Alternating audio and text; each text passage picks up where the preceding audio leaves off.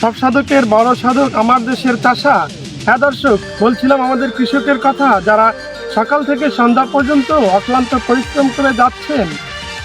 আমারও মনে চায় কৃষক হইতে, লাঙ্গল জল কাঁধে বইতে। হ্যাঁ দর্শক, আমি একজন হতে চেয়েছিলাম সাধারণ কৃষক, আর হাসি ফোটাতে চেয়েছিলাম বাংলার ঘরে ঘরে। এই মুহূর্তে টিভি সেটের সামনে, অনলাইনে কিংবা অফলাইনে, দেশে কিংবা বিদেশে, যে যেখান থেকে ভিডিওটি দেখছেন, সবাইকে সাদর সম্ভাষণ। হ্যাঁ দর্শক, আমাদের বাংলাদেশের একটি গ্রাম প্রধান দেশ, ৮০,০০০ গ্রামে আমি রয়েছি আলী আজম আপনাদের সঙ্গে। বলছিলাম কথা বুড়ির বাড়ি থেকে, সবাইকে সাদর সম্ভাষণ।